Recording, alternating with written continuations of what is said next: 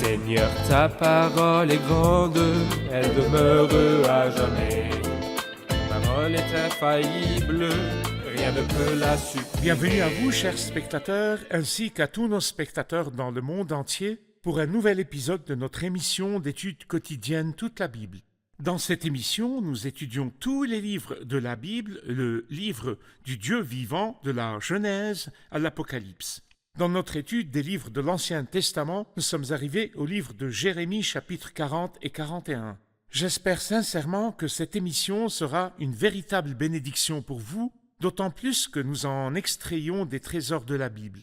La Bible, le livre du Dieu vivant, regorge de trésors et nous devons nous approcher de ce livre chaque jour afin d'extraire les trésors qui nous sont cachés dans ce livre magnifique. Permettez-moi d'accueillir notre invité, le serviteur du Seigneur, qui est avec nous dans le studio, frère Youssef Riyad. Bienvenue, Merci, frère frère Youssef. Bienvenue aussi à nos invités, honorés de vous recevoir. Chers spectateurs, nous commencerons notre étude dans quelques instants. Je vous encourage à préparer votre Bible, à rassembler votre famille ou vos amis et à essayer de suivre avec nous. Si vous avez des questions, n'hésitez pas à nous les envoyer et par la grâce de Dieu, nous essayerons d'y répondre. Je vous retrouve après la pause.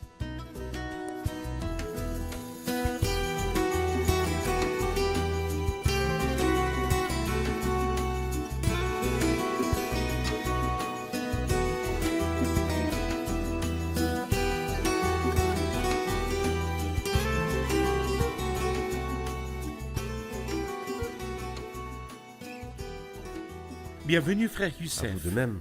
Frère Youssef, nous avons appris dans le chapitre précédent que la parole de Dieu s'était accomplie, que Jérusalem a été prise et que les fils de Sédécias ont été tués, mais que le Seigneur a également contrôlé le cœur du roi de Babylone qui a bien traité Jérémie, et Ebed-Melech, l'Éthiopien, a été récompensé. Quel est le sujet du chapitre 40 ?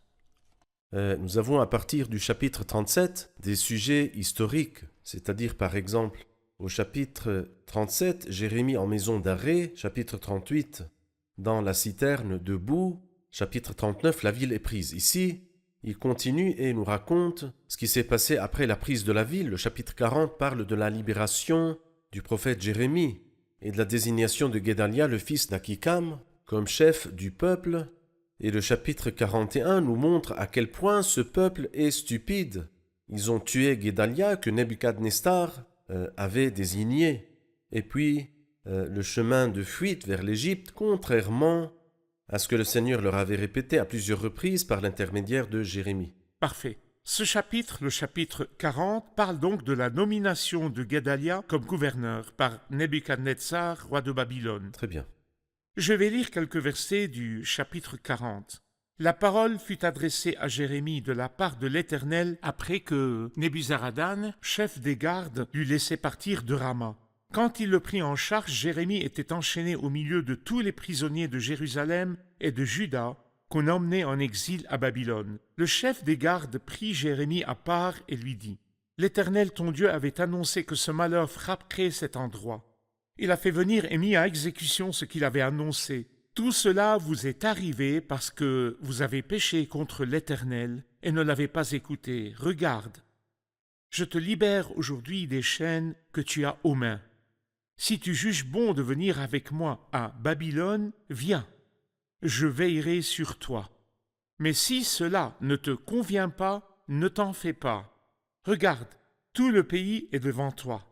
Va là où il te semblera bon et approprié d'aller. » Comme Jérémie tardait à répondre, il ajouta « Retourne vers Guédalia, fils d'Akikam et petit-fils de Shaphan, que le roi de Babylone a désigné responsable des villes de Juda, et installe-toi avec lui au milieu de la population, ou alors va partout où il te semblera approprié d'aller. » Le chef des gardes lui donna ensuite des provisions et un cadeau, puis il le laissa partir. Jérémie alla rejoindre Guédalia, fils d'Achikam, à Mitzpa, et s'installa avec lui au milieu de la population restée dans le pays. Je voudrais votre premier commentaire sur les paroles de ce roi lorsqu'il dit à Jérémie que ce qui leur est arrivé est dû au mal qu'ils ont fait et que ce que le Seigneur avait annoncé s'est accompli. Comment ce roi voit-il les choses? Comment les perçoit-il? Eh bien, en vérité, nous voyons que ce roi-là est meilleur que le roi d'Israël, le roi de Juda, malheureusement. Il connaissait la sainteté, la droiture et la justice de Dieu et la véracité de ses paroles plus que le roi Sédécias, c'est une chose. De plus, il respectait le nom de Dieu plus que Sédécias. Nebuchadnezzar fit jurer Sédécias par le nom de l'Éternel qu'il ne s'allierait pas ni ne coopérerait pas avec l'Égypte. Et malheureusement, bien que Sédécias ait juré par le nom de Dieu, il ignora le saint serment comme nous l'a rapporté Ézéchiel au chapitre 17. Alors celui qui méprise le nom de Dieu, qui méprise le nom de l'Éternel et méprise l'alliance, s'en sortira-t-il? Il ne s'en sortira pas. Et la troisième chose que nous voyons, c'est que le roi de Babylone est meilleur que le roi Sédécias, est meilleur que les chefs de Juda dans la manière dont il a traité le prophète de Dieu. Il l'a traité avec beaucoup de respect et lui a accordé une liberté totale. Alors que pendant les dernières années de Sédécias, Jérémie était soit en maison d'arrêt, soit dans la boue. Sa condition était misérable, entre les mains de Sédécias, chose que l'arrogant Pharaon n'est pas arrivé à faire à Moïse et Aaron, il ne l'aura pas fait. Mais Sédécias a osé faire cela à Jérémie lorsqu'il a restreint sa liberté et l'a mise en prison et puis l'a jeté dans la boue, dans la citerne où il y avait de la boue. Et c'était l'autorité de Dieu sur le cœur du roi de Babylone. C'est vrai. Parfait. Avec la prise de Jérusalem, le roi de Babylone a pris le pouvoir et ce fut le début de la période accordée aux nations. Non seulement le peuple irait à Babylone, mais même ceux qui sont restés à Jérusalem se voyaient imposer un gouverneur nommé par le roi de Babylone. Et voici le personnage qui est apparu sur la scène, un homme appelé Guédalia. J'aimerais en savoir plus sur cet homme, frère Youssef. Eh bien, il semble être un homme rationnel et équilibré, et ce fut une bénédiction qu'il ait régné ou gouverné ce peuple. Mais malheureusement, ce peuple est profondément insensé, et nous verrons dans le chapitre suivant comment les méchants ont comploté et tué Guédalia. Par rapport à lui, il valait mieux qu'il soit retiré de devant le mal, mais c'était la dernière lueur d'espoir pour les pauvres gens qui étaient restés dans le pays. Et lorsque cet homme respectable est mort, le peuple a été dispersé, comme nous le verrons dans la suite des événements qui viendront. Pour essayer de rassurer le peuple, il leur dit au verset 9, « Guédalia, fils d'Akikam et petit-fils de Shaphan, leur affirma avec serment à eux et à leurs hommes, « N'ayez pas peur de devenir les serviteurs des Babyloniens. Installez-vous dans le pays, servez le roi de Babylone et tout se passera bien pour vous. Pour ma part, je vais m'installer à Mitzpah pour assurer le contact avec les Babyloniens qui viendront vers nous. Quant à vous, veillez à la production du vin, des fruits d'été et de l'huile. Conservez-les dans vos récipients et installez-vous dans les villes que vous occupez. » Ici, il encourage le peuple qui est resté dans le pays. J'aimerais savoir quelle était la situation de ce peuple qui est resté dans le pays, même s'il était sous le pouvoir de Guédalia, et l'avantage de Jérémie qui a choisi de rester avec ce peuple, d'être avec eux. Eh bien, si nous lisons le verset 7, nous allons découvrir qu'il n'a pas dit cela au peuple, mais plutôt aux chefs des troupes qui sont venus. Et il semble, comme certains le suggèrent, qu'il soit venu pour tâter le terrain. Que comptes-tu faire, Akikam? Vas-tu te rebeller? Vas-tu te révolter contre le roi de Babylone? Si c'est vraiment ce que tu vas faire, nous sommes avec toi, de toutes nos forces.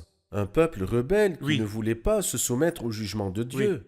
Mais ils ont entendu de Guédalia qu'il était prêt à se soumettre au jugement de Dieu, et leur a dit, « Si nous nous soumettons au roi de Babylone, nous mangerons, boirons et vivrons bien, comme vous l'avez lu. » Guédalia, fils d'Achikam, leur affirma avec serment, « N'ayez pas peur de devenir les serviteurs des Babyloniens, installez-vous dans le pays, servez le roi de Babylone, et tout se passera bien pour vous. Quant à vous, veillez à la production du vin, des fruits d'été, et menez une vie agréable. Et moi, je ne suis pas prêt à me rebeller. » Malheureusement, cela incita certains des chefs de troupes à décider de se rebeller, de se retourner contre Guédalia, fils d'Akikam, car c'était un peuple rebelle depuis le début et refusait de se soumettre, et c'est là la tragédie. Il ne se soumet pas à Dieu, et lorsque Dieu lui impose une correction, il ne se soumet pas à la correction que Dieu lui a infligée. Guédalia savait que la rébellion contre le roi de Babylone était une rébellion contre le jugement de Dieu. Exactement. Que Dieu voulait juger ce peuple par l'intermédiaire du roi de Babylone. Parfait. C'était comme s'il s'humiliait sous la main de Dieu dans la correction afin que Dieu puisse plus tard apporter sa correction pour les ramener. Je vais lire les versets 13 et suivants, frère Youssef. Nous verrons apparaître un autre personnage sur la scène nommé Jochanan, fils de Caréa.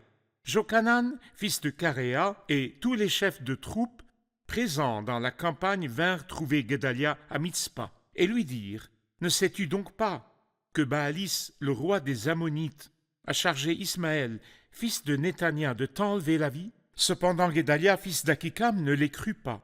Alors Jochanan, fils de Caréa, dit secrètement à Guédalia à Mitzpa: Permets que j'aille tuer Ismaël, fils de Néthania, personne ne le saura.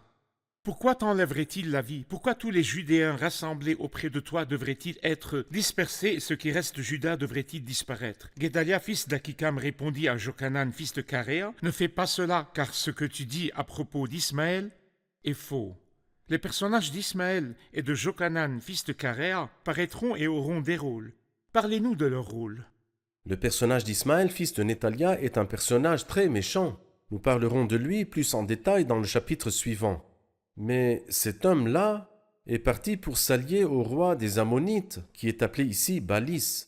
Il a convenu avec eux qu'il viendrait et éliminer cet homme-là qui est Guédalia, fils d'Akikam, qui voulait coopérer avec le roi de Babylone. Ils s'étaient tous rebellés contre le roi de Babylone, aussi bien le roi des Ammonites qu'Ismaël, le fils de Néthania. Ils étaient méchants et ne se soumettaient pas au jugement de Dieu à leur égard. Et ici, nous voyons le personnage de Jochanan, qui était au courant du complot et qui avertit Guédalia, fils d'Akikam, en lui disant: Sais-tu que cet homme méchant, Ismaël, veut te tuer?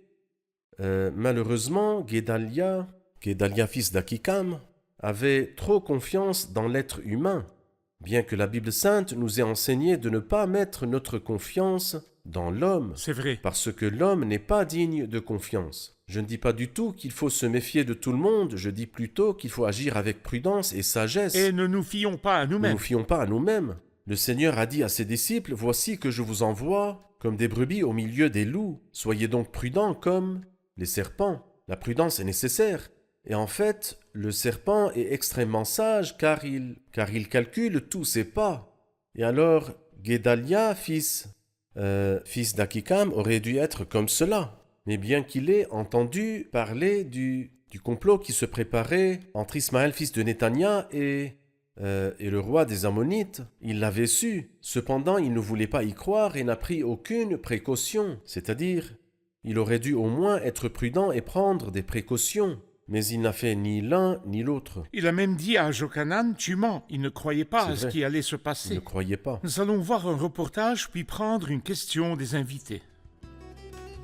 L'intérêt personnel aurait certainement conduit Jérémie à se rendre à Babylone. La providence divine aurait semblé approuver un tel déplacement car il aurait été très bénéfique pour son peuple en exil, tout comme ce fut le cas pour Mardochée et Néhémie à la cour des Mèdes et des Perses, bien des années plus tard. Pourtant, la foi a retenu Jérémie dans le pays désolé de Canaan, au milieu des pauvres et des opprimés restants qui invoquaient le nom du Seigneur. La foi va souvent à l'encontre des désirs de la nature humaine. Pourquoi Jérémie a-t-il choisi de rester avec le reste plutôt que de partir en exil avec le peuple? Pourquoi Jérémie a-t-il choisi de rester avec les survivants à Jérusalem plutôt que de partir pour Babylone? Alors bien que Jérémie ait encouragé tout au long du livre la soumission au roi de Babylone et le départ en déportation, il a encouragé les pieux à accepter cela, et le Seigneur leur y assurait le succès, mais il a personnellement décidé de rester avec les pauvres du pays pour les encourager, pour les soutenir. Il ne voulait pas profiter de la faveur qu'il avait et de l'approbation dont il jouissait auprès du roi de Babylone. Et c'est le cas du serviteur du Christ qui ne recherche pas son intérêt personnel, mais recherche plutôt à être plus utile au peuple de Dieu. En d'autres termes, s'il avait choisi d'aller à Babylone, il y aurait certainement été Oui. honoré. Mais il a choisi de rester avec les pauvres restants pour les encourager. Tout à fait. Parfait. Le chapitre 41 commence par un massacre visant à assassiner Guédalia. Racontez-nous les circonstances de cet incident. Eh bien, comme nous l'avons dit, Guédalia, fils d'Akikam, était en fait excessivement naïf et a accordé sa confiance à des personnes qui n'étaient pas dignes de cette confiance. Ismaël, fils de Néthania, vint donc lui rendre visite, et il nous donne une expression importante qui était de sang royal. Il semble que parce qu'il était de sang royal, il convoitait la position d'Akikam. Je suis plus digne d'Akikam, Guédalia, fils d'Akikam, qui est-ce, pour qu'il gouverne lui-même. Alors que je suis de sang royal, nous trouvons ici la jalousie et l'envie. Et là où il y a de la jalousie et de l'envie, il y a du désordre et toutes sortes de pratiques mauvaises. C'est vrai. Et ensuite, il était de sang royal, ce qui signifie que le sang royal coule dans ses veines. Mais il avait les manières de la populace. Pourquoi les manières de la populace? Parce que la Bible nous dit, il vint avec des hauts dignitaires du roi et 10 hommes qui sont venus avec lui, et là, à Mitzpah, ils mangèrent ensemble.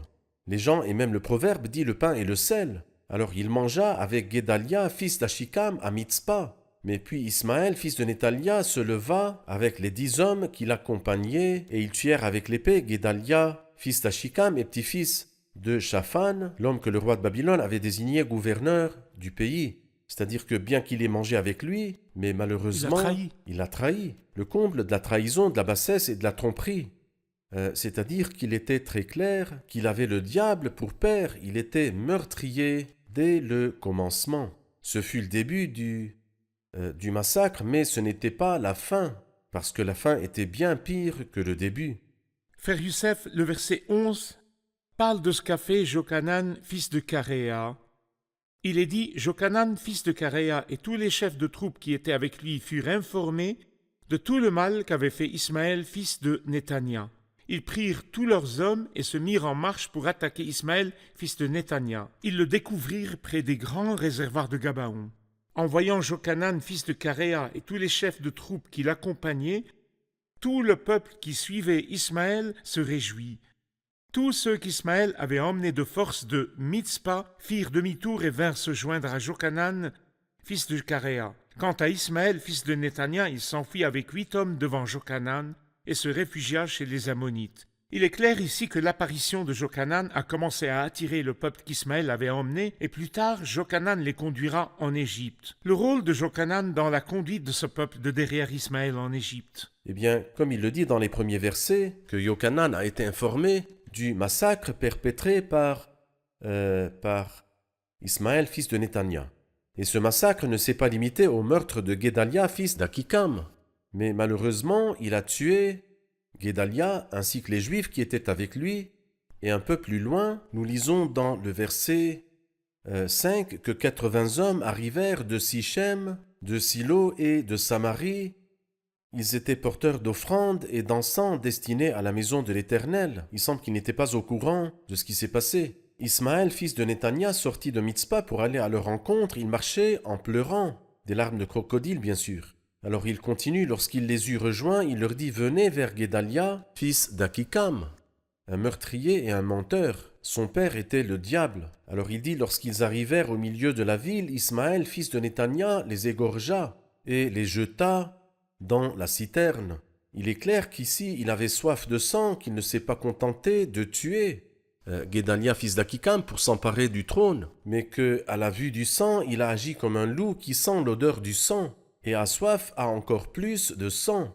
Alors Jochanan, ayant entendu parler de cette tragédie, décida de faire la guerre, afin de sauver ses compatriotes de cet homme ou de ce loup féroce et prédateur. Et en fait, lorsque les gens qui ont été emmenés captifs par cet homme méchant, Ismaël, fils de Netania, virent Jochanan et se dirent « La délivrance est arrivée ». Ils se détournèrent donc de lui vers Jochanan. Et c'est alors qu'Ismaël, fils de Netania, réalisa que son projet ou son plan de règne ou de pouvoir avait échoué. Il s'enfuit donc vers les Ammonites, comme il l'avait fait au début. Plus tard, Jochanan jouera un rôle dans la conduite de ce peuple en Égypte. Exactement. Permettez-moi de prendre une question des invités. J'ai une question sur le verset 5 qui dit « 80 hommes arrivèrent de Sichem, de Silo et de Samarie, qui avaient la barbe rasée et les habits déchirés, et qui s'étaient fait des incisions. » Qui sont ces hommes et que signifie faire des incisions? Qui sont ces hommes, frère Youssef, et quelles sont leurs caractéristiques? Ces hommes-là sont des hommes qui sont venus des 3 endroits mentionnés ici, Sichem, Silo et Samarie. Que venaient-ils faire? Ils étaient porteurs d'offrandes et d'encens destinés à la maison de l'Éternel.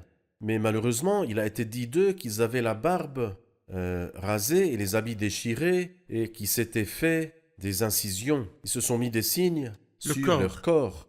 à la manière des païens qui faisaient Quand cela. ils se rendaient à la maison de Ils l'Éternel. se rendaient à la maison de l'Éternel, mais malheureusement leur corps portait des marques de paganisme. Je vais juste lire quelques versets de la Bible sainte. Tout d'abord dans le Deutéronome au chapitre 14. Vous êtes les enfants de l'Éternel, votre Dieu. Vous ne vous ferez pas d'incision, et vous ne vous raserez pas entre les yeux pour un décès. On retrouve la même idée dans Lévitique 19. Vous ne mangerez rien avec du sang. Vous ne couperez pas en rond les coins de votre chevelure, et tu ne te raseras pas les coins de ta barbe. Vous ne ferez pas d'incision sur votre corps pour un mort, et vous ne vous ferez pas des choses qui sont malheureusement revenues de nos jours, et vous ne vous ferez pas de tatouage. Je suis l'Éternel. Et nous retrouvons la même idée dans Ésaïe chapitre 15. La même idée, mais en rapport avec le culte païen. Il est dit dans Ésaïe chapitre 15, verset 2, on monte au temple, à la maison d'idole, au temple d'idole. Il monte sur les hauts lieux pour pleurer, et il dit toutes les têtes sont rasées, toutes les barbes coupées. Qu'ils aillent adorer des idoles dans cet état-là n'est pas un problème, mais qu'ils aillent à la maison de l'Éternel dans cet état-là, ceci est vraiment triste. Parfait. Merci, frère Youssef. Nous sommes arrivés à la fin de l'épisode. Revoyons l'épisode avec nos invités.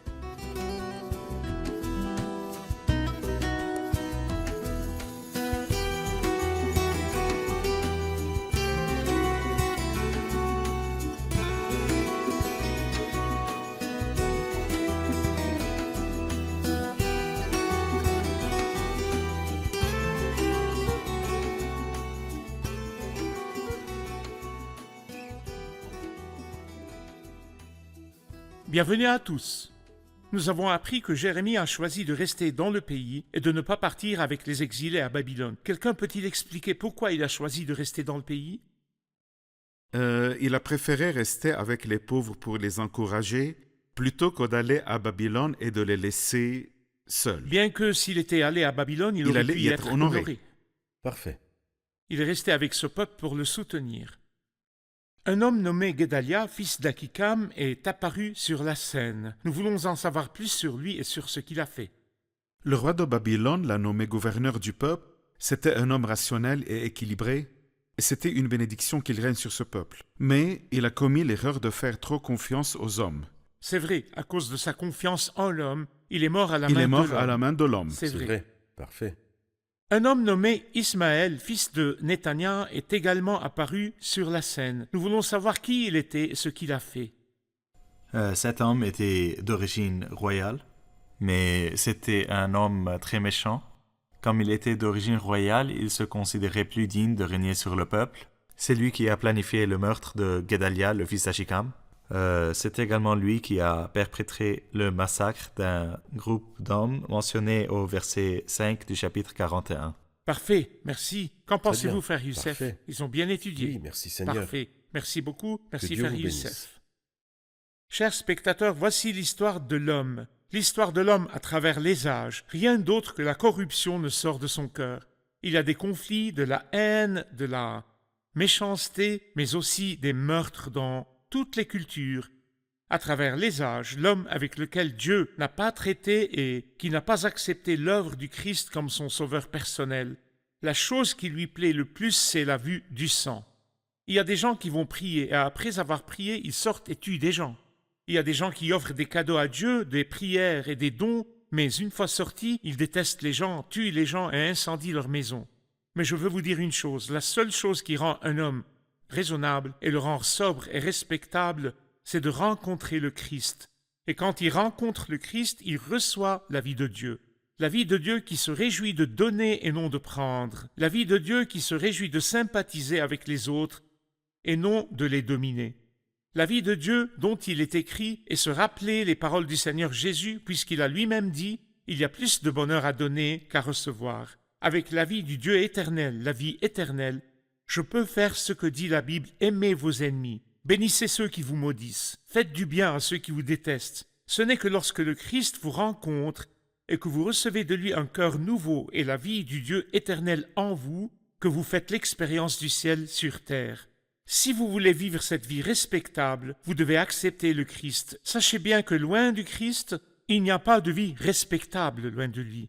La vie respectable, la noblesse, le plaisir, le calme, la maîtrise de soi, tout cela se trouve dans le Christ. Acceptez le Christ, je vous encourage à accepter le Christ. Je vous retrouve dans le prochain épisode. Que le Seigneur vous garde.